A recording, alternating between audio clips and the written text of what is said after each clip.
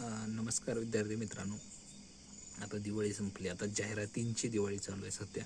तसं पाहायला गेलं तर नाशिक महानगरपालिकेची जी जाहिरात गट पदाची आली आहेत, यात इंजिनियर्सना संधी दिली आहेत की इंजिनियर्सची संधी शोधत असतात महाराष्ट्रामध्ये. महाराष्ट्र म्हणजे इंजिनियर्सची खाण आहे. तसं पाहायला गेलं तर इंजिनियर्सना खूप संधी आहेत.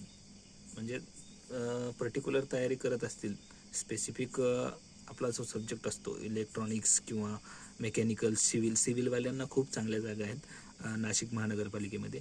तुम्हाला पाहिजे असेल तर आता म्हणजे कसं आहे, तुम्ही अभ्यास करत असाल तर या चांगल्या जागा आहेत. तसं पाहायला गेलं तर आणखीन 2-3 महानगरपालिकेच्या जाहिराती सलग दिसतील तुम्हाला.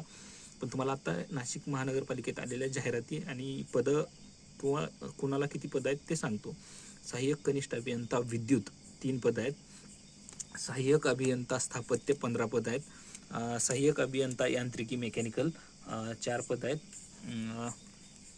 कनिष्ठ अभियंता स्थापत्य 46 पदं आहेत. म्हणजे वरचे सहाय्यक अभियंता स्थापत्य 15 आणि हे 46, म्हणजे हे 60 पदं झाले. आणि नंतर खाली 24 असे 70-80 पदं आहेत सिव्हिलवाल्यांसाठी. तर सिव्हिलवाल्यांनी विशेष लक्ष दिलं पाहिजे याच्यामध्ये, महानगरपालिकेच्या जाहिरातीमध्ये. आता कनिष्ठ अभियंता स्थापत्य 46 ते झालं. कनिष्ठ अभियंता विद्युत 7 आहेत. कनिष्ठ अभियंता यांत्रिकी मेकॅनिकल 9 आहेत. सहाय्यक कनिष्ठ अभियंता स्थापत्य 24 जागा आहेत. सहाय्यक कनिष्ठ अभियंता विद्युत 3 जागा आहेत. अशा पद्धतीने ही जाहिरात आलेली आहे. महानगरपालिकेच्या जाहिराती येत राहतात, पण ह्याच्यामध्ये ना काही जाहिरातींना अनुभव हवा आहे. तर अनुभव आणि हे TCS किंवा IBPS या दोन्हीपैकी एक घेईन. फीस 1000 रुपये घेतली म्हणजे TCS किंवा IBPSचीच फीस तेवढी जास्तीची राहते. बाकी MPSCची 300 ते 400च्या आसपास असते, 300च्या मध्ये. तर तुम्हाला याची तयारी करायची आहे नाशिक महानगरपालिकेची.